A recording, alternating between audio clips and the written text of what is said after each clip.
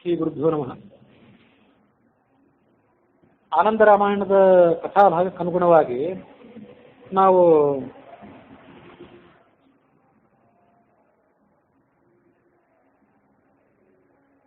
ನಿನ್ನೆ ಏನು ಕಥೆಯನ್ನು ಶ್ರವಣ ಮಾಡಿದ್ವಿ ಅದಕ್ಕನುಸಾರವಾಗಿ ಲವ ರಾಮನ ಸೈನ್ಯವನ್ನ ಸದೆ ಬಡಿದಿದ್ದ. ಕುಶನಿಗೂ ರಾಮನಿಗೂ ಯುದ್ಧ ಮುಂದುವರಿಯಿತು. ಕುಶ ಬಿಟ್ಟ ಬಾಣಗಳೆಲ್ಲ ರಾಮನ ಪಾದತಲಗಳಲ್ಲಿ ಬಂದು ಬಿದ್ದವು. ರಾಮ ಪ್ರಯೋಗ ಮಾಡಿದ ಬಾಣಗಳು ಕುಶನ ತಲೆಯ ಮೇಲೆ ಆಶೀರ್ವಾದದಂತೆ ಹೋಗಿ ಬಿದ್ದವು. ಅದರಿಂದ ಅವರಿಗೆ ಪರಸ್ಪರ ಆಶ್ಚರ್ಯ ಆಯಿತು.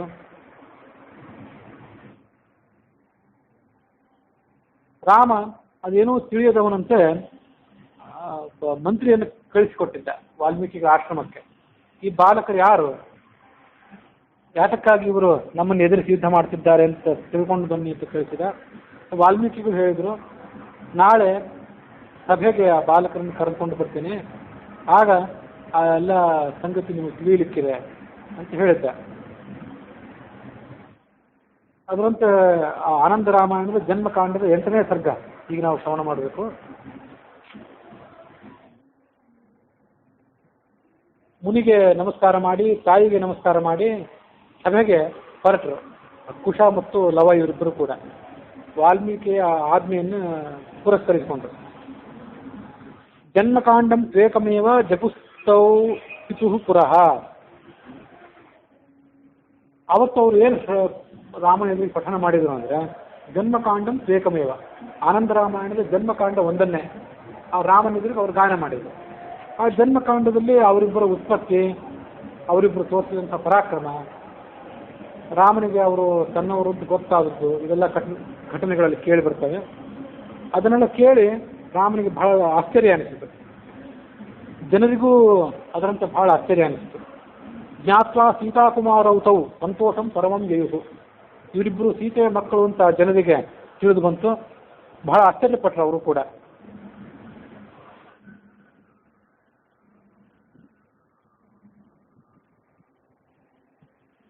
ಇದೇ ಸಂದರ್ಭದಲ್ಲಿ ಆ ಲವ ಯಾವ ರಾಮನ ಸೈನ್ಯವನ್ನು ನಾಶ ಮಾಡಿದ್ನಲ್ಲ, ಶತ್ರುಘ್ನ ಮೊದಲಾದವರು, ಅವರೆಲ್ಲ ಶತ್ರುಘ್ನ, ಅಂಗದ, ಉಳಿದ ರಾಜರು ಇವರೆಲ್ಲ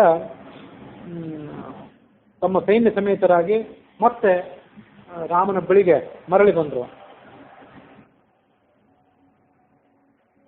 ಆನಯಧ್ವಂ ಮುನಿವರಂ ಸಸೀತಂ ದೇವಸಂಹಿತಂ ಅದ್ಯಾಸ್ತು ಪಾರ್ಷದ ಮಧ್ಯೆ ಪ್ರತ್ಯಯೋ ವೈ ಸಭಾಂಗಣೆ.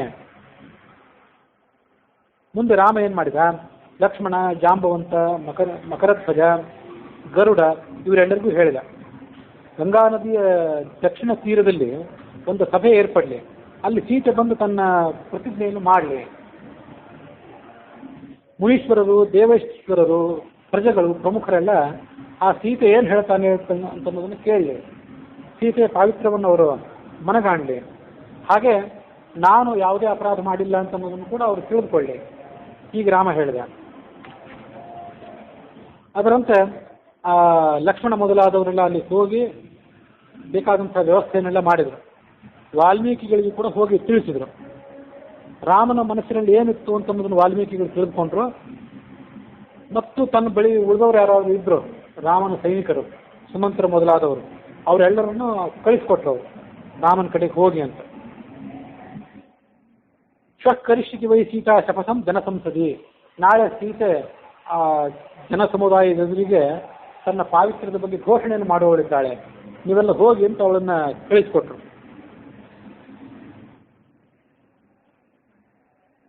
ಸುಮಂತ್ರಂ ಭರತಂ ವಾಯುಪುತ್ರಂ ವಾನರನಾಯಕ ಸಮಾಲಿಂಗ್ಯ ಚತುರ್ಭ್ಯಸ್ತಃ ಪುನರ್ಜಾತ ನಮನ್ಯತ.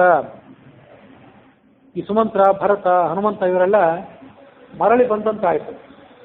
ಅವರೆಲ್ಲ ಲವನ ಬಾಣಕ್ಕೆ ತುತ್ತಾಗಿ ಮರಣವನ್ನೇ ಹೊಂದಿಬಿಟ್ಟಿದ್ರೇನೋ ಅನ್ನುವಂತೆ ರಾಮನಿಗೆ ಅನಿಸಿತ್ತು.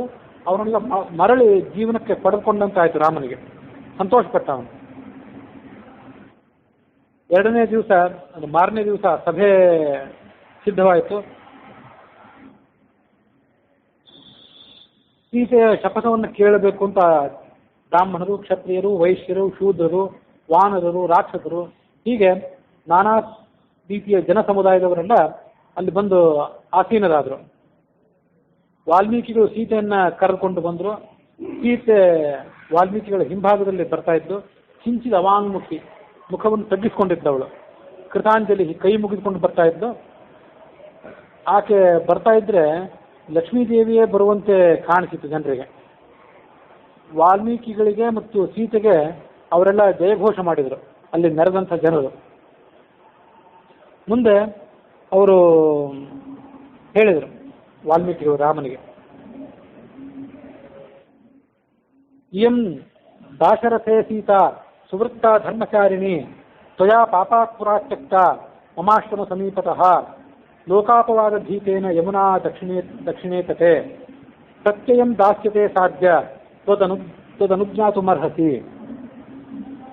ಆ ಸಭೆಯಲ್ಲಿ ವಸಿಷ್ಠ, ವಾಮದೇವ, ಜಾಬಾಲಿ, ಕಶ್ಯಪ, ವಿಶ್ವಾಮಿತ್ರ, ದೀರ್ಘತಮಸ್, ದೂರ್ವಾಸ ಈ ಮೊದಲಾದ ಋಷಿಗಳಿದ್ರು ಅಂತ ವಾಲ್ಮೀಕಿ ರಾಮಾಯಣ ಹೇಳ್ತದೆ. ಅವರೆಲ್ಲ ಕಲ್ಲಿನ ವಿಗ್ರಹಕ್ಕೆ ತಟಸ್ಥವಾಗಿ ಕೂತಿದ್ರಂತೆ, ಸೀತೆ ಏನು ಹೇಳ್ತಾಳೆ ಅಂತ ಅನ್ನೋದನ್ನು ಗಮನಿಸಲಿಕ್ಕಾಗಿ. ವಾಲ್ಮೀಕಿಗಳು ಕೂಡ ಸೀತೆಯನ್ನು ಕರೆದುಕೊಂಡು ಆ ಯಜ್ಞ ಮಂಟಪಕ್ಕೆ ಆಗಮಿಸಿದರು. ತಲೆ ತೆಗೆಸ್ಕೊಂಡು ಬರ್ತಾ ಇದ್ದು, ಅವಳ ಕಣ್ಗಳಿಂದ ನೀರು ಒಂದೇ ಸಮನೆ ಸುರಿತಾ ಇತ್ತು. ಬ್ರಹ್ಮನನ್ನು ಅನುಸರಿಸಿ ಬರುವಂತಹ ವೇದ ಮಾತೆಯಂತೆ ಅವಳಿದ್ರು. ಆ ವಾಲ್ಮೀಕಿ ಬ್ರಹ್ಮನಂತೆ ಇದ್ರು. ಈ ಸೀತೆ ವೇದಕ್ಕೆ ಅಭಿಮಾನಿನ ದೇವತೆ ಆದ್ದರಿಂದ ಆ ಬ್ರಹ್ಮನನ್ನು ಅನುಸರಿಸಿ ಬರುವಂತಹ ವೇದದ ದೇವತೆಯಂತೆ ಆಕೆ ಕಾಣಿಸ್ತಾ ಇದ್ಲು. ಜನರೆಲ್ಲ ಉದ್ಘೋಷಣೆ ಮಾಡಿದರು. ಜನರಿಗೆ ದುಃಖವೂ ಕೂಡ ಆಯಿತು ಅವಳನ್ನು ಆ ಪರಿಸ್ಥಿತಿಯಲ್ಲಿ ನೋಡಿ. ಕೆಲವರು ರಾಮನಿಗೆ ಜಯಘೋಷ ಮಾಡಿದರು, ಕೆಲವರು ಸೀತೆಗೆ ಜಯಘೋಷ ಮಾಡಿದರು. ರಾಮನಿಗೆ ಜಯಘೋಷವೆಲ್ಲ ಆದ ಬಳಿಕ ಆ ವಾಲ್ಮೀಕಿಗೆ ಹೀಗೆ ಮಾತಾಡಿದರಂತೆ, ಸುವೃತ ಧರ್ಮಚಾರಿಣಿ, ಇವಳು ನಾನಾ ಥರದ ವ್ರತಗಳನ್ನು ಮಾಡಿದವಳು. ವಾಲ್ಮೀಕಿ ರಾಮಾಯಣದಲ್ಲೂ ಆನಂದ ರಾಮಾಯಣದಲ್ಲೂ ಇದೇ ಮಾತಿದೆ. ಸುವೃತ್ತ, ಶ್ರೇಷ್ಠವಾದ ನಡತೆ ಇದ್ದವಳು ಇವಳು ಅಂತ. ವೃತ್ತ ಅಂದ್ರೆ ನಡತೆ, ಇದು ಆನಂದ ರಾಮಾಯಣ. ವ್ರತ, ಸುವ್ರತ, ಶ್ರೇಷ್ಠವಾದ ವ್ರತಗಳನ್ನು ಮಾಡಿ ತನ್ನ ಪಾವಿತ್ರ್ಯವನ್ನು ಉಳಿಸಿಕೊಂಡವಳು ಅಂತ ವಾಲ್ಮೀಕಿ ರಾಮಾಯಣ. ಧರ್ಮಚಾರಿಣಿ, ಧರ್ಮವನ್ನೆಂದು ಬಿಟ್ಟವಳಲ್ಲ. ಅಪವಾದಾತ್ ಪರಿತ್ಯಕ್ತ, ಅಪವಾದ ಕಾರಣದಿಂದಾಗಿ ನೀನು ಅವಳನ್ನು ಪರಿತ್ಯಾಗ ಮಾಡಿದ್ದಿ ನನ್ನ ಆಶ್ರಮಕ್ಕೆ ಸಮೀಪಕ್ಕೆ. ಎರಡೂ ಶ್ಲೋಕಗಳು ಹೆಚ್ಚು ಕಡಿಮೆ ಒಂದೇ ರೀತಿಯಾಗಿವೆ. ಈಗ ಅವಳು ತನ್ನ ಬಗ್ಗೆ ವಿಶ್ವಾಸವನ್ನು ಮೂಡಿಸೋದಕ್ಕಾಗಿ ಈ ಜನಸಮುದಾಯದ ಎದುರಿಗೆ ಘೋಷಣೆಯನ್ನು ಮಾಡುವವಳಿದ್ದಾಳೆ. ಇಮೌತು ಜಾನಕಿ ಪುತ್ರವು ಉಭೌ ಚ ಯಮ ಜಾತಕವು, ಇವರಿಬ್ಬರು ಲವಕುಶರು, ಸೀತೆಗೆ ಅವಳಿ ಜವಳಿ ಮಕ್ಕಳು. ನಿನ್ನವರೇ ಅಂತ ಮಕ್ಕಳಿವರು, ಯಾರೂ ಕೂಡ ಇವರನ್ನು ಗೆಲ್ಲಲಾರರು. ನಾನು ಸತ್ಯವನ್ನೇ ಹೇಳ್ತೇನೆ, ಸತ್ಯವನ್ನೆಂದು ಬಿಟ್ಟವನಲ್ಲ. ಇದು ವಾಲ್ಮೀಕಿ ರಾಮಾಯಣ. ಕುಶಸ್ತತ್ವೋ ಲವೋಮಯ, ವಾಲ್ಮೀಕಿಗಳು ಹೇಳಿದ್ರು ಆನಂದ ರಾಮಾಯಣದಲ್ಲಿ. ಕುಶ ನಿನ್ನಿಂದಲೇ ಸೀತೆಯಲ್ಲಿ ಹುಟ್ಟಿದವನು, ಲವನನ್ನ ನಾನು ನಿರ್ಮಾಣ ಮಾಡಿದ್ದೆ.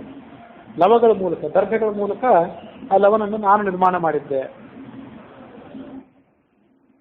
ಸಚೇತಸೋಹಂ ದಶಮಃ ಪುತ್ರೋ ರಘುಕುಲೋದ್ವಹ, ಇದು ಆನಂದ ರಾಮಾಯಣದ ಶ್ಲೋಕ.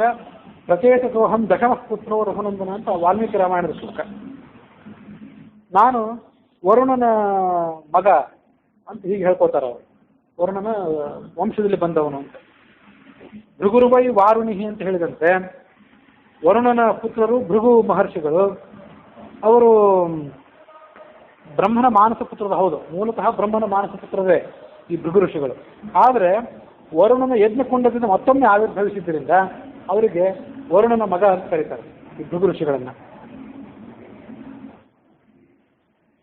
ಭೃಗ್ವಾದೀನಾಮಿ ಬ್ರಹ್ಮಣೇವ ಮಾನಸ ಪುತ್ರಾಣಂ ವಾರುಣೇ ಯಜ್ಞೆ ಪುನರುತ್ಪತ್ತಿ ಸೂಯತೆ ಅಂತಿದು ಬ್ರಹ್ಮಸೂತ್ರದ ಶಾಂಕರ ಭಾಷ್ಯ. ಯಾವದಧಿಕರಣ ಅಂತ ಶಾಂಕರ ಭಾಷ್ಯದಲ್ಲಿ ಬಂದಂಥ ಮಾತಿದು. ಬ್ರಹ್ಮನಿಂದಲೇ ಅವರು ಮಾನಸ ಪುತ್ರರಾಗಿ ಜನಿಸಿದವರಾದ್ರೂ ವರುಣನ ಯಜ್ಞದಲ್ಲಿ ಮತ್ತೊಮ್ಮೆ ಹುಟ್ಟಿದರು ಅಂತ ಬ್ರಹ್ಮಸೂತ್ರ ಶಾಂಕರ ಭಾಷ್ಯ. ಆ ಭೃಗುವಂಶದಲ್ಲಿ 10ನೆಯವರು ಈ ವಾಲ್ಮೀಕಿಗಳು. ಅವರ ತಂದೆ, ಈ ವಾಲ್ಮೀಕಿಗಳ ತಂದೆ 9ನೇ ಭಾರ್ಗವರಂತೆ. 1ನೇ ಭಾರ್ಗವ, 2ನೇ ಭಾರ್ಗವ ಅಂತ ಅವರೆಲ್ಲರಿಗೂ ಭಾರ್ಗವರು ಅಂತ ಹೆಸರು. ರಘುವಂಶದಲ್ಲಿ ಹುಟ್ಟಿದವರು ಎಲ್ಲರಿಗೂ ರಾಘವರು ಅಂತ ಹೇಗೆ ಹೆಸರು, ಹಾಗೆ ಭೃಗುವಂಶದಲ್ಲಿ ಹುಟ್ಟಿದವರೆಲ್ಲ ಭಾರ್ಗವರೇ. ಆ ಶಿಶುವನ್ನು ಅರಣ್ಯದಲ್ಲಿ ಅವರು ಬಿಟ್ಟು ಹೋಗಿಬಿಟ್ಟಿದ್ರು. ಒಬ್ಬ ಬೇಡರವನು ಅದನ್ನು ಬೆಳೆಸಿದ್ದ. ಅದರಂತೆ ಬೇಡರ ಮನೆಯಲ್ಲಿ ಅವರು ಬೆಳೆದಿದ್ರು. ಸಪ್ತರ್ಷಿಗಳ ಅಂತ ಒಂದು ಪುರಾಣಕ್ಕೆ ಅನುಸಾರವಾಗಿ ನಾರದರ ಅನುಗ್ರಹ ಅಂತ ಮತ್ತೊಂದು ಪ್ರಾಣಸಂಚಾರವಾಗಿ ಅವರು ಮತ್ತೆ ತಪೋನಿಷ್ಠರಾಗಿ ವಾಲ್ಮೀಕಿ ರಾಮಾಯಣವನ್ನು ರಚನೆ ಮಾಡಿದ್ರು ಅಂತ ಹಿಂದೆ ನಾವು ಕಥೆ ಶ್ರವಣ ಮಾಡಿದ್ವಿ. ಅಂತೂ ಹೀಗವರು ಭೃಗುವಂಶದಲ್ಲಿ ಜನಿಸಿದಂಥವ್ರು. ನ ಸ್ಮರಾಮ್ ಎನೃತಂ ವಾಕ್ಯಂ ಇಮೌತು ತವ ಪುತ್ರಕಾಹ. ನಾನು ಸುಳ್ಳು ಹೇಳಿದ್ದೆ ನೆನಪಿಲ್ಲ ಅಂದ್ರೆ ಅವರು ಜೀವಮಾನದಲ್ಲಿ ಎಂದು ಸುಳ್ಳೇ ಆಡಿಲ್ಲ ನಾನು ಯಾರಿಗೂ. ಅಷ್ಟು ಶುದ್ಧವಾದಂಥ ನಡತೆ ನನ್ನದು. ಬಹೂನ್ ವರ್ಷಗಳಾನ್ ಸಮ್ಯಕ್ ತಪಶ್ಚರ್ಯ ಮಯಾಸ್ತಕ. ಬಹಳ ವರ್ಷ ಕಾಲ ತಪಸ್ ಮಾಡಿದ್ದೇನೆ ನಾನು.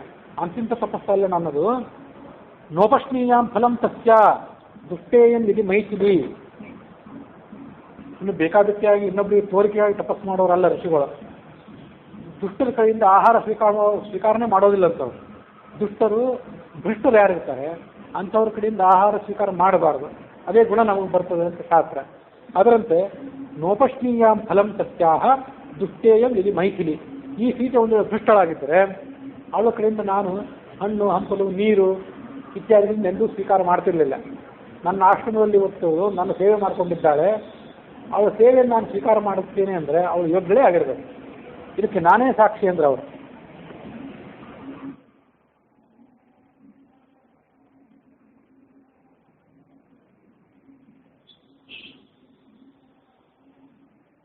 ವಾಲ್ಮೀಕಿ ರಾಮಾಯಣ ಕನಸಾದಾಗ ಅವ್ರು ಏನು ಹೇಳಿದ್ರಂದ್ರೆ, ಬಹುವರ್ಷ ಸಹಸ್ರಾಣಿ ತಪಶ್ಚರ್ಯ ಮಯಾ ಕೃತ ನೋಪಾಶ್ನೀಯಾಂ ಫಲಂ ತಸ್ಯಾಹ ದುಷ್ಟೇಯಂ ವಿಧಿ ಜಾನಕಿ.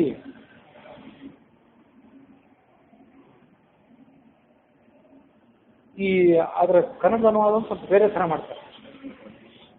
ಸೀತೆ ದುಷ್ಟಳಾಗಿದ್ದರೆ, ಸೀತೆ ಭ್ರಷ್ಟಳಾಗಿದ್ದರೆ, ಅವಳು ಅಪವಿತ್ರಳಾಗಿದ್ದರೆ ಅವಳ ಕೈಯಿಂದ ಹಣ್ಣು ನೀರು ಇತ್ಯಾದಿಗಳನ್ನ ನಾನು ಸ್ವೀಕಾರ ಮಾಡ್ತಿರ್ಲಿಲ್ಲ ಅಂತ ಒಂದು ಹಿಂದಿ ವ್ಯಾಖ್ಯಾನ ಹೇಳ್ತದೆ. ವಾಲ್ಮೀಕಿ ರಾಮಾಯಣ ಏನು ಹೇಳ್ತದಂದ್ರೆ, ಸೀತೆ ಒಂದು ವೇಳೆ ದುಷ್ಟಳಾಗಿದ್ದರೆ, ದುಷ್ಟಳಾದ ಸೀತೆಯನ್ನು ಪವಿತ್ರಳು ಅಂತ ಈ ಸಭಾ ಮಧ್ಯದಲ್ಲಿ ಘೋಷಣೆ ಮಾಡಿದ್ದರ ಫಲವಾಗಿ ನಾನು ಇಲ್ಲಿವರೆಗೆ ಮಾಡಿದ ತಪಸ್ಸಿನ ಫಲವೆಲ್ಲ ವ್ಯರ್ಥವಾಗಿ ಹೋಗಲಿ ಅಂತ ಅವರು ಕಠೋರವಾಗಿ ಶಪಥ ಮಾಡಿದರು. ಮನಸ ಕರ್ಮಣ ವಾಚ ಭೂತಪೂರ್ವಂ ನ ಕಿಲ್ಬಿಷಂ ಸತ್ಯಾಹಂ ಫಲಮಶ್ನಾಮಿ ಅಪಾಪ ಮೈಥಿಲಿ ಯದಿ. ನಾನು ಮನಸ್ಸಿನಿಂದಾಗಲಿ ಕಾರ್ಯದಿಂದಾಗಲಿ ಮಾತಿನಿಂದಾಗಲಿ ಎಂದೂ ಯಾವ ಪಾಪವನ್ನು ಮಾಡಿದವನಲ್ಲ.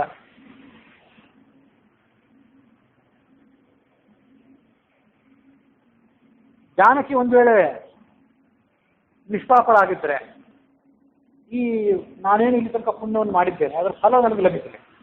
ಅವಳು ಒಂದು ವೇಳೆ ಪಾಪಿಷ್ಠಳಾಗಿದ್ದರೆ, ಭ್ರಷ್ಟಳಾಗಿದ್ದರೆ, ಆ ಪಾಪ ನನಗೆ, ಆ ಪುಣ್ಯದ ಫಲ ನನಗೆ ಬರದೇ ಹೋಗಲಿ, ಅದು ವ್ಯರ್ಥವಾಗಿ ಹೋಗಲಿ. ಈಗ ಅವರು ಘೋಷಣೆ ಮಾಡಿದರು.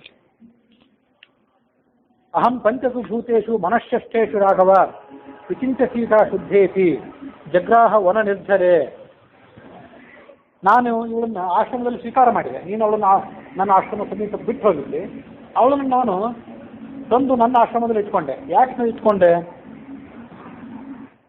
ಪಂಚಸು ಭೂತೇಶು, ಪಂಚಮಹಾಭೂತಗಳು, ಪೃಥ್ವಿ ಅಪ್ಪು ತೇಜಸ್ಸು ವಾಯು ಆಕಾಶ ಅನ್ನುವಂಥ ಪಂಚಮಹಾಭೂತಗಳು, ತದಂತರ್ಯಾಮಿ ಆದಂಥ ಭಗವಂತ ಅವಳನ್ನು ಶುದ್ಧ ಅಂತ ತಿಳ್ಕೊಂಡಿದ್ದಾನೆ. ಅವರ ಸಾಕ್ಷಿಯಾಗಿ ನಾನು ಅವಳನ್ನು ಸ್ವೀಕಾರ ಮಾಡಿದೆ. ಅದಲ್ಲದೆ ಮನಸ್ಸು ಮನುಷ್ಯನಿಗೆ ಎಲ್ಲಕ್ಕಿಂತ ಹೆಚ್ಚಿನ ದೊಡ್ಡ ಸಾಕ್ಷಿ. ಆ ಮನೋನಿಯಾಮಕರಂಥ ಭಗವಂತ ನನಗೆ ಆ ಸಾಕ್ಷ್ಯವನ್ನು ನುಡಿಸಿದ್ದಾನೆ. ಹಾಗೆ 5 ಮಹಾಭೂತಗಳು, ಮನಸ್ಸು, ಇವುಗಳ ಸಾಕ್ಷಿ ಪುರಸ್ಸರವಾಗಿ ಅವಳನ್ನು ಶುದ್ಧಳು ಅಂತ ತಿಳ್ಕೊಂಡು ಆ ಬಳಿಕವೇ ಅವಳನ್ನು ನನ್ನ ಆಶ್ರಮದ ಒಳಗೆ ಬರಲಿಕ್ಕೆ ಬಿಟ್ಟೆ.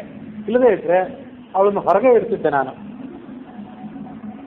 ಪತಿಯನ್ನೇ ದೇವತೆ ಅಂತ ಇವಳು ಭಾವಿಸಿದವಳು, ಶುದ್ಧ ಚಾರಿತ್ರಳು. ನಿನಗವಳು ಈ ಸಭಾ ಮಧ್ಯದಲ್ಲಿ ತಾನು ಪವಿತ್ರಳು ಅಂತ ಅನ್ನೋದನ್ನು ತೋರಿಸ್ತಾಳೆ.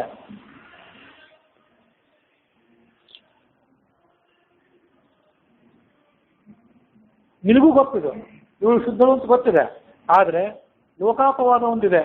ನೀನು ರಾಜಾಡಳಿತ ಮಾಡಬೇಕಾದವನು, ಪ್ರಜೆಗಳಿಗೆ ಆದರ್ಶರೂಪನಾಗಿ ಬದುಕಬೇಕಾದವನು. ಅದಕ್ಕಾಗಿ ಲೋಕಾಪವಾದದಿಂದ ಮನಸ್ಸನ್ನು ಕೆಡಿಸಿಕೊಂಡು ಜನ ಏನನ್ನುತ್ತಾರೋ ಅಂತ ಭಯಪಟ್ಟು ಅವಳನ್ನು ನೀನು ತಿರಸ್ಕಾರ ಮಾಡಿದೆ. ಆದರೆ ಇವಳನ್ನು ಈಗ ಸ್ವೀಕಾರ ಮಾಡು, ಇವಳು ಶುದ್ಧಳಾಗಿದ್ದಾಳೆ.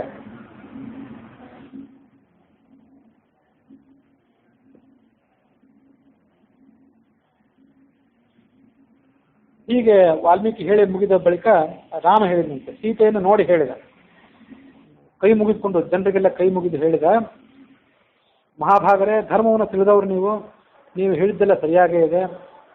ಸೀತೆ ಶುದ್ಧ ಚಾರಿತ್ರ್ಯಗಳು ಅಂತ ನನಗೆ ವಿಶ್ವಾಸ ಮೂಡಿದೆ. ಹಿಂದೆನೂ ಕೂಡ ದೇವತೆಗಳೆಲ್ಲರ ಸನ್ನಿಧಾನದಲ್ಲೇ ಇಂಥ ಒಂದು ಘಟನೆ ನಡೆದಿತ್ತು. ಆಗಲೂ ಸೀತೆ ತನ್ನ ಚಾರಿತ್ರ್ಯದ ಬಗ್ಗೆ ಶಪಥವನ್ನು ಮಾಡಿ ಕೃತಾರ್ಥರಾಗಿದ್ಲು, ಅಗ್ನಿ ಪ್ರವೇಶ ಮಾಡಿದ್ಲು. ಆ ಬಳಿಕವಷ್ಟೇ ನಾನು ಅವಳನ್ನು ನನ್ನ ಆಶ್ರಮದೊಳಕ್ಕೆ, ನನ್ನ ಅರಮನೆಯೊಳಗೆ ಸೇರಿಸಿಕೊಂಡಿದ್ದೆ. ಅಷ್ಟಾದ್ರೂ ಆ ಲಂಕೆಯಲ್ಲಿ ನಡೆದಂತಹ ಆ ಅಗ್ನಿ ಪ್ರವೇಶದ ಘಟನೆ ನಮ್ಮ ಪ್ರಜೆಗಳಿಗೆ ಗೊತ್ತಿರಲಿಲ್ಲ. ಆದ್ದರಿಂದ ಮತ್ತೊಂದು ಲೋಕಾಪವಾದ ಬರಬೇಕಾಯಿತು.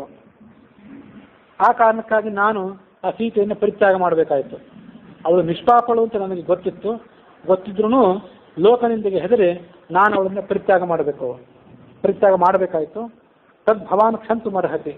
ನಾನು ಮಾಡಿದಂಥ ಈ ಅಪರಾಧ ಏನಿದೆ, ಆದರ್ಶದ ದೃಷ್ಟಿಯಿಂದ ನಾನು ಮಾಡಿದ್ದಿದ್ದು, ಇದನ್ನು ನೀವು ಕ್ಷಮೆ ಮಾಡಬೇಕು. ಈ ಕುಶೀಲವರು ಇವರು ನನ್ನ ಮಕ್ಕಳು ಅಂತ ನಾನು ತಿಳ್ಕೊಂಡಿದ್ದೇನೆ. ಆದರೆ ಇವಳು ತಾನು ಈ ಜನಸಮುದಾಯದ ನಡುವೆ ಶುದ್ಧವಾಗಿದ್ದೇನೆ ಅಂತ ನೀವು ಮತ್ತೊಮ್ಮೆ ಪ್ರತಿಜ್ಞೆ ಮಾಡಬೇಕು. ಆ ಬಳಿಕ ನನ್ನ ಪ್ರೀತಿ ಇವಳು ಪಾತ್ರಳಾಗ್ತಾಳೆ. ಆವಾಗ ಇಂದ್ರ ಮೊದಲಾದ ದೇವತೆಗಳು ಬ್ರಹ್ಮನನ್ನು ಮುಂದಿಟ್ಕೊಂಡು ಅಲ್ಲಿ ಬಂದ್ರಂತೆ. ದ್ವಾದಶಾದಿತ್ಯರು, ಅಷ್ಟವಸುಗಳು, ಏಕಾದಶಿ ರುದ್ರರು, ವಿಶ್ವೇ ದೇವತೆಗಳು, 7 ಜನ ಮರುತ್ತುಗಳು, ಸಾಧ್ಯರು ಎಲ್ಲ ದೇವತೆಗಳೆಲ್ಲ ಅಲ್ಲಿಗೆ ಬಂದು ಮೆರೆದರು. ಆಗ ರಾಮ ಮತ್ತೊಮ್ಮೆ ಹೇಳಿದ, ದೇವತೆಗಳೇ, ವಾಲ್ಮೀಕಿ ಹೇಳಿದ ಮಾತಿನಲ್ಲಿ ನನಗೆ ವಿಶ್ವಾಸ ಇದೆ. ಆದರೂ ಈ ಜನಸಮುದಾಯದ ನಡುವೆ ಸೀತೆ ತನ್ನ ಪಾವಿತ್ರ್ಯವನ್ನು ಮತ್ತೊಮ್ಮೆ ಸಾಬೀತುಪಡಿಸಿದೆ. ನನಗದರಿಂದ ಹೆಚ್ಚಿನ ಪ್ರೀತಿ ಆಗ್ತದೆ.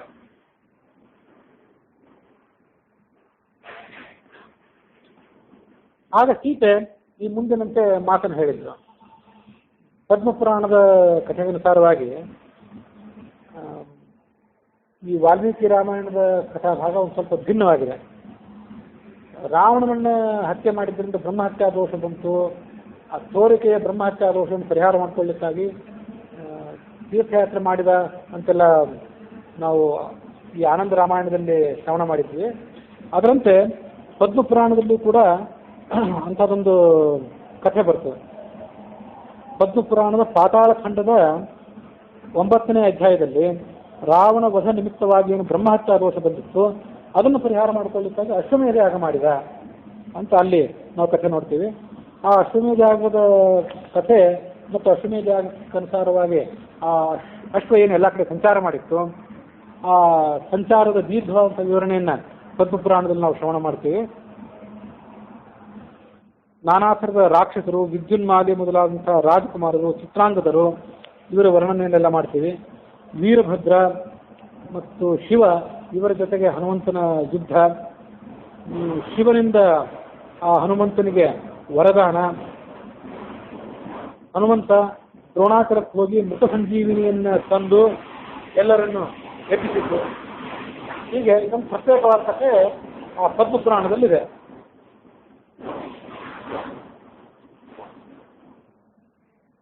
ಶ್ರೀರಾಮನಿಗೆ ಮತ್ತು ಶಿವನಿಗೆ ಸಮಾಗಮ ಆಗಿದ್ದಂತಹ ಘಟನೆಯನ್ನು ಕೂಡ ನಾವಲ್ಲಿ ಶ್ರವಣ ಮಾಡ್ತೇವೆ. ವಾಲ್ಮೀಕಿ ರಾಮಾಯಣಕ್ಕನುಸಾರವಾಗಿ ಸೀತೆಯ ಬಗ್ಗೆ ಹಗುರವಾಗಿ ಮಾತಾಡಿದವರು ಜನಸಾಮಾನ್ಯರು, ಅದು ಅಗಸನ ಮಾತಲ್ಲ. ಆದರೆ ಆನಂದ ರಾಮಾಯಣಕ್ಕನುಸಾರವಾಗಿ ಒಬ್ಬ ಅಗಸನ ಮಾತು ಅಂತ ಬಂದಿತ್ತು.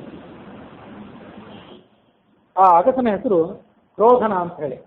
ಅದು ಆನಂದ ರಾಮಾಯಣಕ್ಕನುಸಾರವಾಗಿ ಅಗಸ ಅಂತ ಬಂದಿತ್ತು. ಪದ್ಮಪುರಾಣದಲ್ಲಿ ಕೂಡ ಹಗುರವಾಗಿ ಮಾತಾಡಿದ ವ್ಯಕ್ತಿ ಅಗಸ ಅಂತಲೇ ಮಾತಿದೆ. ಆ ಅಗಸನ ಹಿನ್ನೆಲೆ ಏನು, ಅದಕ್ಕೊಂದು ಕಥೆಯನ್ನು ಪದ್ಮಪುರಾಣದಲ್ಲಿ ನಾವು ನೋಡ್ತೇವೆ. ಸೀತೆ ರಾಮನ ಎದುರಿಗೆ ಏನು ಪ್ರತಿಜ್ಞೆ ಮಾಡಿದ್ಲು ಅಂತ ನೋಡೋದಕ್ಕಿಂತ ಮೊದಲು ಇದೊಂದು ಕಥೆಯನ್ನು ಶ್ರವಣ ಮಾಡಬೇಕು. ಅಂಥ ಪರಿಸ್ಥಿತಿ ಸೀತೆಗೆ ಯಾಕೆ ಬಂದಿತ್ತು ಅಂತ. ಸೀತೆ ಇನ್ನು ಮದುವೆ ಆಗೋಕ್ಕಿಂತ ಮೊದಲು ಅವಳ ಅರಮನೆಯಲ್ಲಿದ್ದಾಗ ವೃಕ್ಷವೊಂದರಲ್ಲಿ 2 ಹಕ್ಕಿಗಳು ಪರಸ್ಪರ ಮಾತಾಡ್ತಿದ್ದನ್ನು ಕೇಳಿಲ್ಲ. ಶಕುನದ ಹಕ್ಕಿಗಳು ಇದ್ದಿರಬೇಕು. ಅವು ರಾಮನ ಬಗ್ಗೆ, ಆತನ ಕಲ್ಯಾಣ ಗುಣಗಳ ಬಗ್ಗೆ ಅವು ವರ್ಣನೆ ಮಾಡ್ತಿದ್ದನ್ನು ಕೇಳಿದ್ಲು. ಆ 2 ಪಕ್ಷಿಗಳನ್ನು ಹತ್ತಿರಕ್ಕೆ ಕರೆದ್ಲು. ರಾಮನ ಜೊತೆ ನಿನಗೆ ಸಮಾಗಮ ಆಗ್ತದೆ ಅಂತೆಲ್ಲ ಹಕ್ಕಿಗಳು ಹೇಳಿದವು. ಹೀಗೆ ಅವುಗಳಿಗೆ ಏನು ಹೇಳಿದ್ಲು, ನೀವಿಬ್ರು ನನ್ನ ಬಳಿಯೇ ಇರ್ರಿ, ನನ್ನನ್ನು ಬಿಟ್ಟು ಹೋಗಬೇಡಿ ಅಂತ ಆ ಹಕ್ಕಿಗಳಿಗೆ ಒತ್ತಾಯಿಸಿದ್ವಿ. ವಾಲ್ಮೀಕಿ ರಾಮಾಯಣದಲ್ಲಿ ಆ ವಾಲ್ಮೀಕಿ ಋಷಿಗಳು ಎರಡು ಪಕ್ಷಿಗಳನ್ನು ಎದುರಿಸಿದ್ರಲ್ಲ, ಆ ಕಥೆ ಬಂದಿತ್ತು. ಬೇಡವನೊಬ್ಬ ಆ ಗಂಡು ಹಕ್ಕಿಯನ್ನು ಹೊಡೆಯಲಿಕ್ಕೆ ಹೋಗಿದ್ದ. ಹೆಣ್ಣು ಹಕ್ಕಿ ದುಃಖಪಟ್ಟಿತ್ತು. ಆ ಹಕ್ಕಿಯ ದುಃಖವನ್ನು ನೋಡಿ ಮಾನುಷಾರ ಪ್ರತಿಷ್ಠಾಂತಂ ಅಂತ ವಾಲ್ಮೀಕಿಗಳು ಶ್ಲೋಕ ರಚನೆ ಮಾಡಿದ್ರು ಅಂತ ಬಂದಿತ್ತು. ಸೀತೆಗೆ ಶಕುನವನ್ನ ಅವಳ ಮುಂದಿನ ಭವಿಷ್ಯವನ್ನು ಹೇಳಿದ ಹಕ್ಕಿಗಳ ಕಥೆ ವಾಲ್ಮೀಕಿ ರಾಮಾಯಣದಲ್ಲಾಗಲಿ ಆನಂದ ರಾಮಾಯಣದಲ್ಲಾಗಲಿ ಬಂದಿರಲಿಲ್ಲ. ಅದು ಪದ್ಮಪುರಾಣದ್ದು. ನೀವು ಹೋಗಬೇಡಿ ಅಂತ ಹಕ್ಕಿಗಳನ್ನು ಆಕೆ ಒತ್ತಾಯಿಸಿಲ್ಲ. ಗಂಡು ಹಕ್ಕಿ ಹೇಳ್ತಂತೆ, ನನ್ನ ಹೆಂಡತಿ ಗರ್ಭಿಣಿ ಇದ್ದಾಳೆ, ಈಗ ಅವಳನ್ನ ನಾನು ನಮ್ಮ ಬಂಧುಗಳ ಹತ್ರ ಬಿಟ್ಟು ಬರ್ತೇನೆ, ಅಲ್ಲೇ ಅವಳಿಗೆ ಪ್ರಸವ ಆಗಲಿ, ಅದಾದ ಬಳಿಕ ನಾವು ಮತ್ತೆ ನಿಮ್ಗೆ ಬೆಳಿಗ್ಗೆ ಬರ್ತೇವೆ ಅಂತ ಹೇಳ್ತಂತೆ ಗಂಡು ಹಕ್ಕಿ. ಸೀತೆ ಬಿಡಲಿಲ್ಲಂತೆ ಅವಳು ಆ ಹಕ್ಕಿಗಳನ್ನು, ಒತ್ತಾಯಿಸಿಲ್ಲ. ಆಗ ಆ ಹೆಣ್ಣು ಹಕ್ಕಿಯೋ ಅಥವಾ ಗಂಡು ಹಕ್ಕಿಯೋ ಯಾವುದೋ ಒಂದು ದುಃಖ ಪ್ರಾಣ ಕಳೆದುಕೊಂಡಿತ್ತು. ಬಂಧುಗಳ ಹತ್ರ ಹೋಗಬೇಕಾಗಿತ್ತು. ಒಂದು ಮುಂದೆ ಹೋಯಿತು, ಇನ್ನೊಂದು ಹಿಂದೆ ಉಳಿಯಿತು. ಆಗ ದುಃಖದಿಂದ ಒಂದು ಹಕ್ಕಿ ಪ್ರಾಣ ಪರಿತ್ಯಾಗ ಮಾಡಿತ್ತು, ಹೆಣ್ಣು ಹಕ್ಕಿ. ಹೆಣ್ಣು ಹಕ್ಕಿ ಪ್ರಾಣ ಪರಿತ್ಯಾಗ ಮಾಡಿದಾಗ ಗಂಡಿಗೆ ಆ ಖೇದವನ್ನು ತಡೆಯಲಿಕ್ಕಾಗದೆ ಅದು ಕೂಡ ಅಗ್ನಿಯಲ್ಲಿ ತನ್ನ ಶರೀರವನ್ನು ತ್ಯಾಗ ಮಾಡಿ ಪ್ರಾಣ ಕಳ್ಕೊಳ್ಳುತ್ತೆ. ಪ್ರಾಣ ಕಳೆದುಕೊಳ್ಳೋದಕ್ಕಿಂತ ಮುಂಚೆ ಗರ್ಭಿಣಿಯಾದ ನನ್ನ ಪತ್ನಿಯನ್ನು ನಾನು ಅಗಲುವಂತೆ ನೀನು ಮಾಡಿದೆ, ಅದಕ್ಕೆ ನಾಳೆ ನೀನು ಕೂಡ ಗರ್ಭಿಣಿಯಾಗಿದ್ದಾಗಲೇ ನಿನಗೆ ಪತಿ ವಿಯೋಗ ಆಗಲಿ ಅಂತ ಅದು ಹೇಳಿತು. ಹೇಳಿ ತಾನೇ ಆ ಹಕ್ಕಿಯೇ ಕ್ರೋಧನ ಅನ್ನುವ ಹೆಸರಿನ ಅಗಸನಾಗಿ ಜನಿಸಿತ್ತು ಅಂತ ಪದ್ಮಪುರಾಣ. ಅದನ್ನ ಈ ಸಂದರ್ಭದಲ್ಲಿ ಪದ್ಮಪುರಾಣವನ್ನು ನೆನಪು ಮಾಡ್ಕೊಳ್ಬೇಕಷ್ಟೆ. ಅವಳಿಗೆ ರಾಮನ ವಿಯೋಗ ಇಂಥ ಖೇದಕರ ಪರಿಸ್ಥಿತಿ ಬರಲಿಕ್ಕೆ ಇದೊಂದು ನಿಮಿತ್ತ ಅಂತ ಈಗ ಅದನ್ನ ನೋಡ್ಬೇಕಂತ.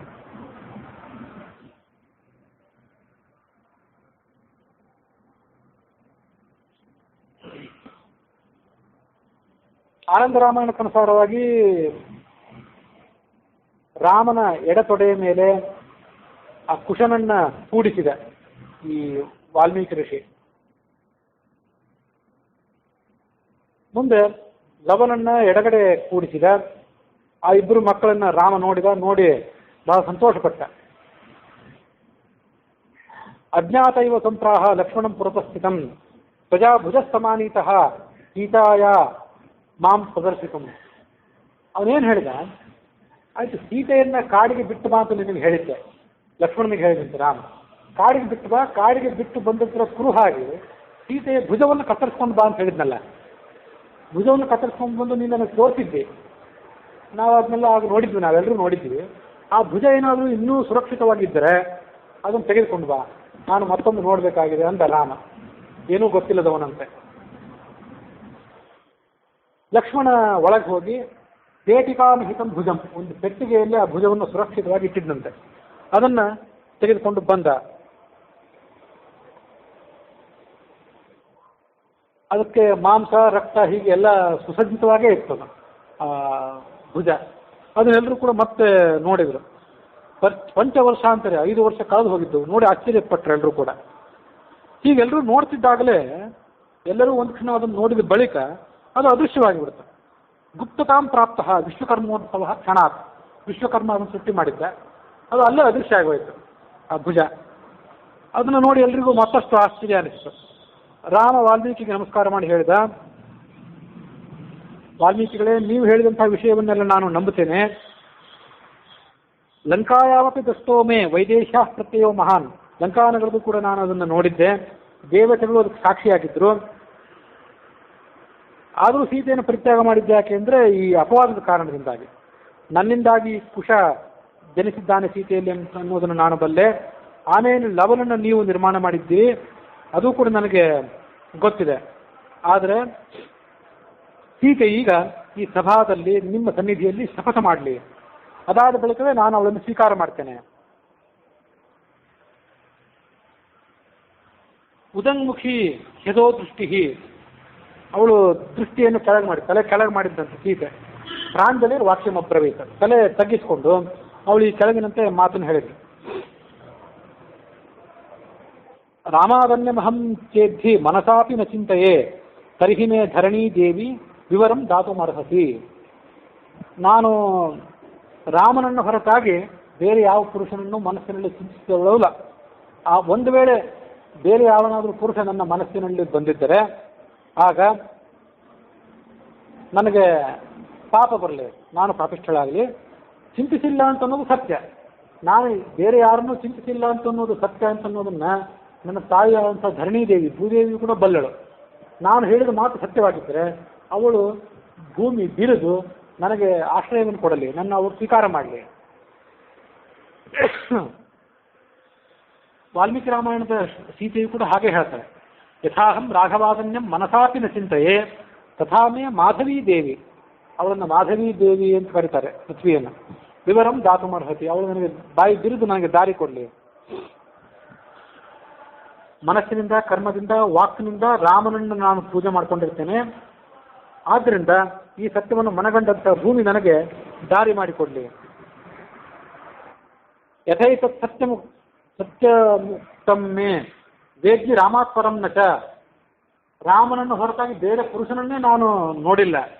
ಈ ಮಾತು ಸತ್ಯವಾಗಿದ್ದರೆ ಆ ಭೂಮಿ ನನಗೆ ದಾರಿ ಮಾಡಿಕೊಡ್ಲಿ, ನನಗೆ ಅದು ಆಶ್ರಯ ಕೊಡಲಿ. ಅವಳು ತಮ್ಮ ಪಾತಿವೃತ್ಯವನ್ನು ಸಾಬೀತು ಮಾಡಿದಂತೂ ಆಯಿತು. ಇಂಥ ಕ್ಷುದ್ರವಾದಂಥ ಪ್ರಪಂಚ ನನಗೇನು ಅಪವಾದ ಹಾಕಿತು, ಈ ಪ್ರಪಂಚದಲ್ಲಿ ನಾನು ಬದುಕಿರ್ಲಿಕ್ಕೆ ಅಪೇಕ್ಷೆ ಪಡೋದಿಲ್ಲ ಅಂತ ಅವಳು ಸೂಚನೆ ಮಾಡಿದಂತೂ ಕೂಡ ಆಯಿತು. ಹಾಗಾಗಿ ಭೂಮಿ ನನಗೆ ದಾರಿ ಕೊಡಲಿ ಅಂದರೆ ನಾವೆಲ್ಲರೂ ನಮ್ಮ ಮರಣದ ಬಳಿಕ ಹೋಗೋದೆಲ್ಲಿಗೆ? ಮರಳಿ ಮಣ್ಣಿಗೆ. ಅದರಂತೆ ಅವಳು ಮಣ್ಣಿನಲ್ಲಿ ಹೋಗಿಬಿಡಬೇಕು ಅಂತ ಅಪೇಕ್ಷೆ ಪಟ್ಟಳು. ಹಾಗನ್ನಿಸ್ತದೆ. ಹಾಗೆ ಹೇಳಲಿಲ್ಲ ಆನಂದ ರಾಮಾಯಣ ಆಗಲಿ ವಾಲ್ಮೀಕಿ ರಾಮಾಯಣ. ನಾನು ಇಲ್ಲಿಂದ ಸಾಬೀತಂತೂ ಪಡಿಸಿ ಆಯಿತು, ನಾನು ಪವಿತ್ರಳು ಅಂತ ಸಾಬೀತು ಪಡಿಸಿ ಆಯಿತು. ಇನ್ನು ನಾನು ಇಲ್ಲಿ ಇರಬೇಕಾದ್ದಿಲ್ಲ ಅಂತ ಅವಳು ಅಪೇಕ್ಷೆ ಪಟ್ಟಂತೆ ಕಾಣಿಸ್ತದೆ. ಹಾಗಾಗಿ ಅವಳು ಈ ಮಾತನ್ನು ಹೇಳಿದ್ಲು. ಪ್ರಾದುರಾಸೀತ್ ಮಹಾದ್ಭುತಂ ಭೂತಲ ದಿವ್ಯಮತ್ಯರ್ಥಂ ಸಿಂಹಾಸನ ಮನುತ್ತಮಂ. ಅದ್ಭುತವಾದ ಘಟನೆ ಅಲ್ಲಿ ನಡೆಯುತ್ತಂತೆ. ಒಂದು ಸಿಂಹಾಸನವೇ ಹೊರಗೆ ಬಂದಿತು. ನಾಗೇಂದ್ರ ಧೀಯಮಾನಂ, ನಾಗೇಂದ್ರ ನಾಗಗಳು, ಪಾತಾಳ ಲೋಕದ ನಾಗಗಳು, ನಾಗ ಅಭಿಮಾನಿ ದೇವತೆಗಳು ಆ ಸಿಂಹಾಸನವನ್ನು ಹೊತ್ಕೊಂಡಿದ್ರು ಅಂತ ಆನಂದ ರಾಮಾಯಣ ಮತ್ತು ವಾಲ್ಮೀಕಿ ರಾಮಾಯಣ ಎರಡೂ ಕೂಡ ಹೇಳ್ತದೆ. ಆ ಸಿಂಹಾಸನದ ಜೊತೆಯಲ್ಲೇ ಭೂದೇವಿಯು ಕೂಡ ಬಂದಳು. ಆಕೆ ಸೀತಾದೇವಿಯನ್ನು, ತನ್ನ ಮಗಳಾದ ಸೀತಾದೇವಿಯನ್ನು ಆಲಿಂಗನ ಮಾಡಿಕೊಂಡು ಅಭಿನಂದಿಸಿ ಆ ಸೀತಾದೇವಿಯನ್ನು ಸಿಂಹಾಸನದಲ್ಲಿ ಕೂಡಿಸಿದಳು. ಕೂಡಿಸಿ ಆ ರಸಾತಲಕ್ಕೆ ಮತ್ತೆ ಅದು ಪ್ರವೇಶ ಆಗುವಂತೆ ಮಾಡಿದ್ಳು. ಅದನ್ನು ಎಲ್ಲ ದೇವತೆಗಳು ಆಕಾಶದಿಂದ ನೋಡಿದರು. ಸೀತೆಯ ಮೇಲೆ ಅವಿಚ್ಛಿನ್ನವಾದಂಥ ಪುಷ್ಪವೃಷ್ಟಿಯನ್ನು ಮಾಡಿದರು. ಸಾಧು ಸಾಧ್ವಿತಿ ವೈ ಸೀತೆ ಯಶ್ಚಾಸ್ತೆ ಶೀಲ ಮೀದೃಶಂ. ಇಂಥ ಅದ್ಭುತವಾದ ಶೀಲವನ್ನು ನಡತೆಯನ್ನು ಪಡ್ಕೊಂಡಂಥ ಸೀತೆ ಅವಳು ಧನ್ಯಳು ಅಂತ ಅವಳನ್ನು ಸ್ತೋತ್ರ ಮಾಡಿದರು. ಅದು ರಸಾತಲವನ್ನು ಪ್ರವೇಶ ಮಾಡಿತ್ತು. ಎಲ್ಲ ರಾಜರು, ಋಷಿಗಳು, ಚರಾಚರ ಪ್ರಾಣಿಗಳು ಆ ಘಟನೆಯನ್ನು ನೋಡಿ ಬಹಳ ಸಂತೋಷಪಟ್ಟರು. ಕೆಲವರು ರಾಮನ ಕಡೆ ನೋಡ್ತಿದ್ರು, ಕೆಲವರು ಸೀತೆ ಕಡೆ ನೋಡ್ತಿದ್ರು. ಸೀತೆಯಿಂದ ಕಣ್ಣಿಗೆ ಸಿಗ್ಲಿಕ್ಕೆ ಸಾಧ್ಯವಿಲ್ಲವಲ್ಲ ಅಂತ ಅವ್ರಿಗೆ ದುಃಖ ಆಗಿತ್ತು. ಒಬ್ರು ಆ ಕಡೆ ನೋಡ್ತಿದ್ರು, ಒಬ್ರು ಈ ಕಡೆ ನೋಡ್ತಿದ್ರು, ಮತ್ತೊಬ್ರು ಬುದ್ಧಿ ಕೆಟ್ಟವರಂತೆ ಮಾತಾಡ್ತಿದ್ರು. ಹರ್ಷ ಶೋಕಗಳು ಎರಡೂ ಏಕಕಾಲದಲ್ಲಿ ಆಗುವಂಥವ್ರಿಗೆ. ಸೀತೆ ಪವಿತ್ರಳು ಅಂತ ಸಾಬೀತಾಯ್ತಲ್ಲ ಅಂತ ಸಂತೋಷ, ಇನ್ನು ಆಕೆ ಭೂಮಿಯನ್ನು ಸೇರಿಬಿಟ್ಟಲ್ಲ, ಮತ್ತೆ ನಮಗೆ ಸಿಗ್ಲಿಕ್ಕಿಲ್ವಲ್ಲ ಅಂತ ದುಃಖ. ಎಲ್ಲರೂ ಕೂಡ ಸಮೂಢರಾಗಿ ಬಿಟ್ರು ಅಂತ ಹೇಳ್ತದೆ ಆನಂದ ರಾಮಾಯಣ. ಭೂದೇವಿ ಜಾನಕೀಂ ದೋರ್ಭ್ಯಾಂ ಧೃತ್ವಾ ದುಹಿತರಂ ನಿಜಾಂ ಸ್ವಾಗತಾಸಿ ಅಂತ ಹೇಳಿದ್ರು. ನಿನಗೆ ಸ್ವಾಗತ ಅಂತ ಮಗಳಿಗೆ ಅವಳು ಸ್ವಾಗತ ಮಾಡಿದ್ಲು ಭೂದೇವಿ ಆನಂದ ರಾಮಾಯಣಕ್ಕನುಸಾರವಾಗಿ. ಅವಳೇನು ಮಾಡಿದ್ಲು ಅಂದರೆ ಸಿಂಹಾಸನದ ಮೇಲೆ ಕೂಡಿಸಿ ವಸ್ತ್ರಾಲಂಕಾರಗಳ ಮೂಲಕ, ಗಂಧದ ಮೂಲಕ ಮಗಳನ್ನು ಅಲಂಕರಿಸಿದ್ಲು. ಅಲಂಕಾರ ಮಾಡಿ ಆ ಮಗಳಿಗೆ ಚಾಮರ ಸೇವೆ ಮಾಡಿದ್ಲಂತೆ. ಮುಂದೆ ಆ ಸಿಂಹಾಸನ ಭೂಮಿಯಲ್ಲಿ ನಿಧಾನವಾಗಿ ಗುಪ್ತವಾಗಿ ಹೋಯಿತು. ಆಕಾಶದಲ್ಲಿರುವಂಥ ದೇವಸ್ತ್ರೀಯರು ಸಂಭ್ರಮದಿಂದ ಪುಷ್ಪವೃಷ್ಟಿ ಮಾಡಿದರು. ತದಾ ಬಭೂವ ಚಕಿತಂ ಸೀತಾ ಶಪಥ ದರ್ಶನಾತ್ ಕೇಚಿತ್ ಚಿಂತಾಪರಾಹ ಜಾತಾಹ. ಕೆಲವರಿಗೆ ಚಿಂತೆ ಆಯಿತು. ಕೇಚಿತ್ ಆಸಂಧ್ಯಾನ ಪರಾಯಣಾಹ, ಕೆಲವರು ಧ್ಯಾನಮಗ್ನರಾಗಿಬಿಟ್ರು. ಇದೇನು ವಿಚಿತ್ರ ಅಂತ. ಕೆಲವರು ರಾಮನನ್ನು ನೋಡ್ತಾ ಇದ್ರು, ಕೆಲವರು ಸೀತೆಯನ್ನು ನೋಡ್ತಾ ಇದ್ರು. ಸರ್ವಂ ಅಚೇತನಂ ತೂಷ್ಣೀಂಭೂತಂ ಅಚೇತನಂ. ಅಲ್ಲಿರುವಂಥ ಜನ ಸಮುದಾಯವೆಲ್ಲ ಅಚೇತನವಾಗಿ ಸ್ತಬ್ಧವಾಗಿ ಹೋಗಿಬಿಟ್ಟಿತ್ತು ಒಂದು ಕ್ಷಣಕಾಲ. ಇದೇ ಸಂದರ್ಭದಲ್ಲಿ ರಾಮ ಆ ಭೂಮಿಗೆ ಸಿಂಹಾಸನ ಪ್ರವೇಶ ಮಾಡುವಾಗ ಸೀತೆಯನ್ನು ನೋಡಿ ಆತ ಅವನು ಕೂಡ ಚಿಂತಿತನಾದ. ಕೂಡಲೇ ಅಲ್ಲಿ ಧಾವಿಸಿದ ಅವನು. ಇದು ಆನಂದ ರಾಮಾಯಣ. ವಾಲ್ಮೀಕಿ ರಾಮಾಯಣದಲ್ಲಿ ಇಲ್ಲ. ಸೀತೆ ಕಣ್ಮರೆ ಆಗಿ ಹೋಗಿ ಆಯಿತು. ವಾಲ್ಮೀಕಿ ರಾಮಾಯಣದ ಸೀತೆ ಇನ್ನು ಮೇಲೆ ಬರೋದಿಲ್ಲ. ಆನಂದ ರಾಮಾಯಣಕ್ಕನುಸಾರವಾಗಿ ರಾಮ ಅಲ್ಲಿಗೆ ಧಾವಿಸಿ ಆ ಭೂಮಿಯ ಭೂದೇವಿಯ ಕೈಯನ್ನು ಹೀಗೆ ಹಿಡಿದಂತವನು.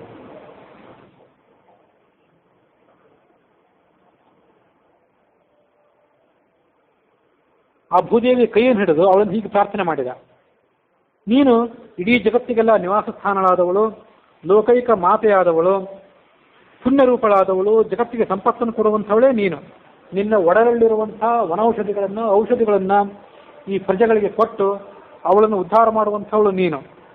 ನೀನು ದುರ್ಗಾ, ನೀನು ಸ್ವರ, ನೀನು ಲಕ್ಷ್ಮಿ, ನೀನು ವಿಷ್ಣುವಿನ ಪ್ರೀತಿ ಪಾತ್ರಳು.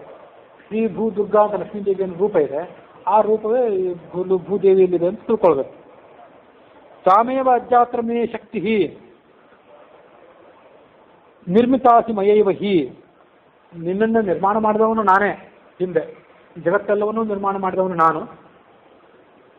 ಈಗಲೂ ನನಗೆ ನೀನೇ ಆ ಶಕ್ತಿಯನ್ನು ಕೊಡಬೇಕು, ನನ್ನನ್ನು ಕಾಪಾಡಬೇಕು ನೀನು ಅಂತ ಅವನು ಕೇಳ್ಕೊಂಡ. ನೀನು ನಿಜೋದರ ದದಾಸಿತ್ವಂ ಧಾತೂನ್ ಪ್ರೀತ್ಯ ಜನಾನ್ ಸದಾನ್ ಶ್ರಮಾಯುಕ್ತ ತ್ವಮೇವಾಸಿ ಸೂಕ್ತಾದಿ ಕರ್ಮಸು. ಜನರು ನಿನ್ನಿಂದ ಯಜ್ಞಕ್ಕೆ ಬೇಕಾದಂಥ ಸಾಮಗ್ರಿಗಳನ್ನೆಲ್ಲ ಪಡೆದುಕೊಂಡು ವೇದ ಮಂತ್ರಗಳ ಮೂಲಕ ಯಜ್ಞವನ್ನು ಮಾಡ್ತಾರೆ. ಆ ಯಜ್ಞಕ್ಕೆ ಬೇಕಾದಂಥ ಸಾಮಗ್ರಿಯೆಲ್ಲ ದೊರೆಯಬೇಕಾದದ್ದು ನಿನ್ನಿಂದಲೇ. ಇವಳು ನಿನ್ನ ಮಗಳು, ನನ್ನ ಪತ್ನಿ ಇವಳು. ಆ ದೃಷ್ಟಿಯಿಂದ ನೀನು ನನಗೆ ಅತ್ತೆ ಆಗಬೇಕು. ಹಿಂದೆ ನಾನು ಇವಳನ್ನು ಮದುವೆ ಆದಾಗ ನೀನು ಅಲ್ಲಿರಲಿಲ್ಲ. ಜನಕ ಸುಮೇಧೆಯರು ನನಗೆ ಅತ್ತೆ ಮಾವಂದರಾಗಿ ನನಗೆ ಮದುವೆ ಮಾಡಿಕೊಟ್ಟಿದ್ರು, ನೀನಿರಲಿಲ್ಲ. ಈಗ ನೀನೇ ನನಗೆ ಕನ್ಯಾದಾನ ಮಾಡಬೇಕು ಅಂತ ರಾಮ ಅವಳನ್ನು ಕೇಳ್ಕೊಂಡ. ಇಲ್ಲದೇ ಇದ್ದರೆ ನಾನು ನಿನ್ನ ಬಗ್ಗೆ ಕುಪಿತನಾಗ್ತೇನೆ ಅಂತ ಹೇಳಿ ರಾಮ ತನ್ನ ಮಾತನ್ನು ನಿಲ್ಲಿಸಿದ. ನಾರಿ ಕಾಠಿಣ್ಯ ಭಾವಾತ್ಸ ನಾಶನೋ ದ್ರಾಘವೇರಿತಂ. ಸ್ತ್ರೀಯರ ಮನಸ್ಸು ಬಹಳ ಕೋಮಲವಾದದ್ದು ಹೌದು, ಆದರೆ ಅಂತ ಕಠಿಣ ಪರಿಸ್ಥಿತಿ ಬಂದಾಗ ಅದು ಮತ್ತಷ್ಟು ಕಠಿಣ ಆಗ್ತದೆ. ಅದರಂತೆ ಭೂದೇವಿ ರಾಮನ ಮಾತನ್ನೇ ಕೇಳಲಿಲ್ಲ. ಕ್ರಮವಾಗಿ ನಿಧಾನವಾಗಿ ಆ ಸೀತಾ ಸಮೇತರಾಗಿ ಸಮೇತರಾಗಿ ಕೆಳಗೆ ಹೋಗ್ಬಿಟ್ರು. ರಾಮ ಕೈಯನ್ನು ಹಿಡ್ಕೊಂಡಿದ್ರು ಕೂಡ ಆಕೆ ಕೆಳಗೆ ಹೋಗ್ತಾ ಇದ್ಲು. ಕ್ರೋಧದಿಂದ ರಾಮ ಲಕ್ಷ್ಮಣನಿಗೆ ಹೇಳಿದ, ನನ್ನ ಬಿಲ್ಲು ಬಾಣಗಳನ್ನು ತೆಗೆದುಕೊಂಡು ಬಾ, ಈ ಭೂಮಿಗೆ ನಾನು ಶಿಕ್ಷೆ ಕೊಡ್ತೇನೆ. ಲಕ್ಷ್ಮಣ ಬಿಲ್ಲು ಬಾಣಗಳನ್ನು ತಂದುಕೊಟ್ಟ. ಆ ಬಿಲ್ಲಿಗೆ ಹಗ್ಗವನ್ನು ಕಟ್ಟಿದ, ಅದಕ್ಕೆ ಬಾಣವನ್ನು ಕೂಡ ಆತ ಹೂಡಿದ. ಸದಾವವು ಮಹಾನ್ ವಾಯು ಚುಕ್ಷುಭೇ ಲವ ನಾರಣವಃ. ಎಲ್ಲ ಕಡೆ ವಾತಾವರಣ ಪ್ರಕ್ಷುಬ್ಧ ಆಯಿತು, ಸಮುದ್ರವೂ ಕೂಡ ಪ್ರಕ್ಷುಬ್ಧ ಆಯಿತು. ನಕ್ಷತ್ರಗಳು ಭೂಮಿಗೆ ಉರುಳಿ ಬಿದ್ದವು, ಭೂಮಿಯು ಕೂಡ ನಡುಗಿತ್ತು. ಅದೇನು ಹೇಳ್ತು? ತ್ರಾಹಿ ತ್ರಾಹಿ ಅಂದಿತ್ತು, ರಾಮನನ್ನು ಕಾಪಾಡು ನನ್ನನ್ನು ಅಂತ ಕೇಳ್ಕೊಂಡಿತ್ತಂತ ಭೂಮಿ.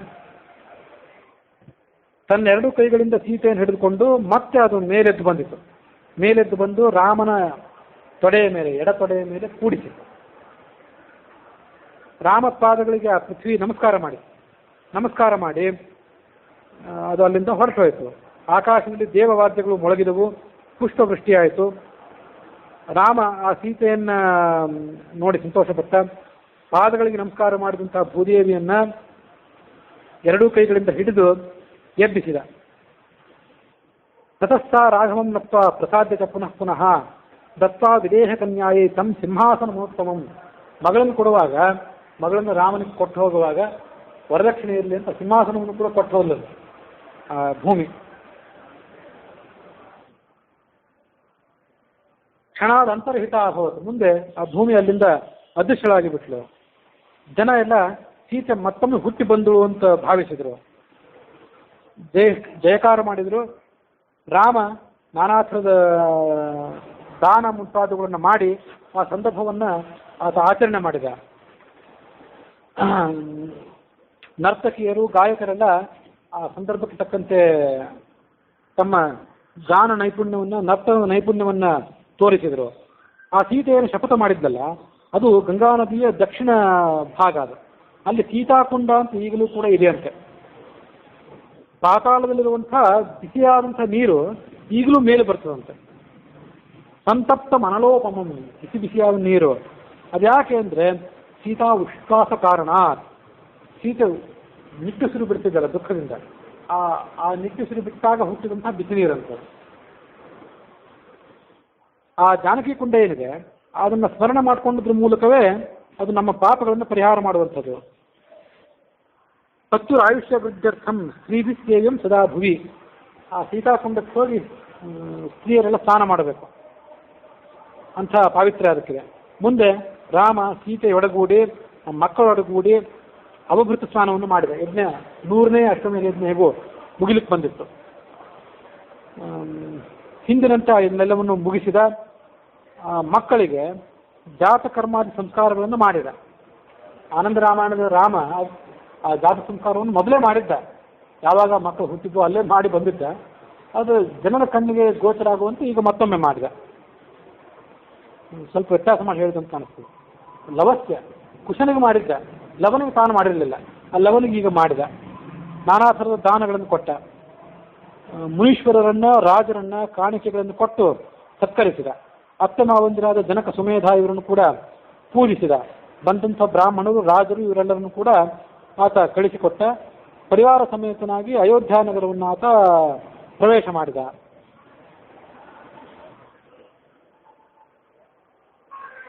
ಪೂರ್ವವತ್ ಸುಖಂ ರೇಮೆ ಚಿರಕಾಲಂ ರಘೂದ್ವಹ ರಾಮೇಣ ಸೀತೆಯ ಸಾರ್ಥಂ ಸಹಸ್ರಾಣಿ ತ್ರಯೋದಶ.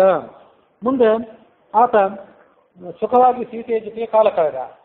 ಅದು ಹೇಗೆ, ಎಷ್ಟು ಕಾಲ ಅಂತಂದ್ರೆ ಸಾರ್ಧಂ ಸಹಸ್ರಾಣಿ ತ್ರಯೋದಶ, 13,500 ವರ್ಷ, 13,500 ವರ್ಷ ಆತ ರಾಜ್ಯವನ್ನು ಆಳಿದ ಅಂತ ಒಂದು ಕಲ್ಪದ ಕಥೆ ಇಟ್ಕೋಬೇಕು. ಬೇರೆ ಬೇರೆ ಕಲ್ಪದಲ್ಲಿ ರಾಮಾಯಣ ನಡೆದಾಗ ಬೇರೆ ಬೇರೆ ರೀತಿಯದ್ದು. 13,500 ವರ್ಷ ಅಂತ ಒಂದು ಕಲ್ಪದಲ್ಲಿ. 11 ಸಹಸ್ರಾಣಿ ವತ್ಸರಾಣಿ ಮಹಾಂತಿಕ ತಥೈಕಾದಶ ವರ್ಷಾಣಿ ಮಾಸ 11 ಇವತ್ತು ದಿನಾನ್ 11 ಇವ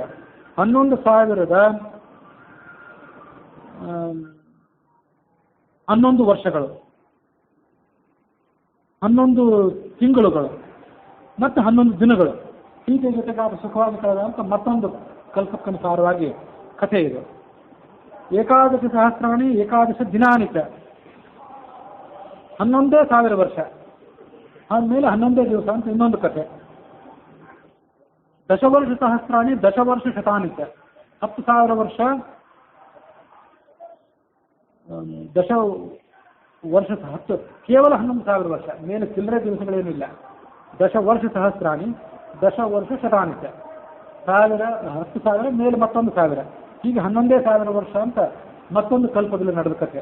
ಹೀಗೆ ಆತ ರಾಜ್ಯಭಾರವನ್ನು ಮಾಡಿದ, ಸೀತೆಯ ಜೊತೆಗೆ ಕಾಲವನ್ನು ಕಳೆದ ಅಂತ ಆ ಶತಕೋಟಿ ರಾಮಚರಿತ ಅಂತರ್ಗತವಾದ ಆನಂದ ರಾಮಾಯಣದಲ್ಲಿ ವಾಲ್ಮೀಕಿ ಜನ್ಮಕಾಂಡದಲ್ಲಿ ಅದು 8ನೇ ಸರ್ಗ ಮುಕ್ತಾಯ ಆಗಿದೆ.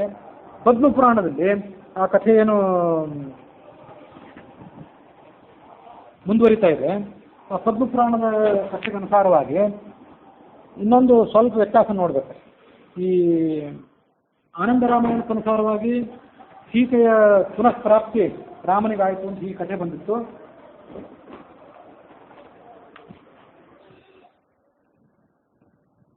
ವಾಲ್ಮೀಕಿ ರಾಮಾಯಣಕ್ಕನುಸಾರವಾಗಿ ಶಾಶ್ವತವಾಗಿ ಸೀತೆಗೆ ಮತ್ತೆ ರಾಮನಿಗೆ ವಿಯೋಗ ಆಗಿ ಹೋಗಿತ್ತು. ಆನಂದ ರಾಮಾಯಣಕ್ಕನುಸಾರವಾಗಿ ಸೀತಾರಾಮನಿಗೆ ಪುನಃ ಸಂಪ್ರಾಪ್ತಿ ಆಯಿತು. ಪದ್ಮಪುರಾಣನೂ ಕೂಡ ಈ ಆನಂದ ರಾಮಾಯಣ ಕಥೆ ಏನಿದೆ ಸೀತಾರಾಮನಿಗೆ ಮತ್ತೆ ಸಂಪ್ರಾಪ್ತಿ ಆಯಿತು ಅಂತ ಅದನ್ನು ಅನುಮೋದಿಸ್ತದೆ. ಆದರೆ ಸ್ವಲ್ಪ ವ್ಯತ್ಯಾಸ ಇದೆ ಆ ಪದ್ಮಪುರಾಣದಲ್ಲಿ.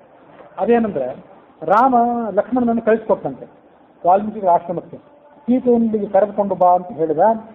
ಆಗ ಸೀತೆಯನ್ನು ಕರೆದುಕೊಂಡು ಬರಬೇಕು ಅಂತ ಲಕ್ಷ್ಮಣ ಹೋದರೂ ಕೂಡ ಆ ಸೀತೆ ಅಲ್ಲಿಗೆ ಬರಲಿಲ್ಲ. ಲವಕುಶರನ್ನು ಮಾತ್ರ ಮೊದಲು ಕಳಿಸ್ಕೊಟ್ಟು ಲವಕುಶರು ಬಾಣ ಮಾಡಿದ್ರು. ಮತ್ತೊಮ್ಮೆ ರಾಮ ಲಕ್ಷ್ಮಣನನ್ನೇ ಕೊಟ್ಟು ಕಳಿಸಿದ, ಇನ್ನೊಮ್ಮೆ ಹೋಗಿ ಬಾ ಅಂತ. ಈಗ ಸೀತಾದೇವಿಯೇ ಅಲ್ಲಿಗೆ ಬಂದ ಮೂಲಕ ರಾಮನಿಗೂ ಸೀತೆಗೂ ಸಮಾಗಮವಾಯಿತು. ಅದು ಈ ಪದ್ಮಪುರಾಣದ ಪಾತಾಳ ಖಂಡದ 68ನೇ ಸರ್ಗದಲ್ಲಿರುವಂಥ ಕಥೆ ಅದು. ಅದಕ್ಕನುಸಾರವಾಗಿ ಆ ಸೀತೆಗೆ ಸಮಾಗಮ ಆದಮೇಲೆ ಯಜ್ಞ ಮುಂದುವರಿಯಿತು. ಆ ಅವಭೃತ ಸ್ಥಾನವನ್ನು ರಾಮ ಮಾಡಿದ. ರಾಮನ ಅಶ್ವಮೇಧ ಯಾಗದ ಸಮಾಪ್ತಿ ಮತ್ತು ಅಶ್ವಮೇಧ ಯಾಗದ ಫಲವನ್ನು ಯಾರು ಶ್ರವಣ ಮಾಡ್ತಾರೆ ಅವರಿಗೆ ಏನೇನು ಫಲ, ಎಲ್ಲರಿಕಾದಂಥ ಬ್ರಹ್ಮಹತ್ಯೆ ಮೊದಲಾದ ದೋಷಗಳು, ಅದರ ಪರಿಹಾರದ ವರ್ಣನೆಯೆಲ್ಲ ಪದ್ಮಪುರಾಣದಲ್ಲಿ ವಿಸ್ತಾರವಾಗಿ ಬಂದಿದೆ ಅಂತನ್ನುವಲ್ಲಿಗೆ ಇವತ್ತಿನ ಕಥೆ ಮುಕ್ತಾಯ ಆಗಿದೆ.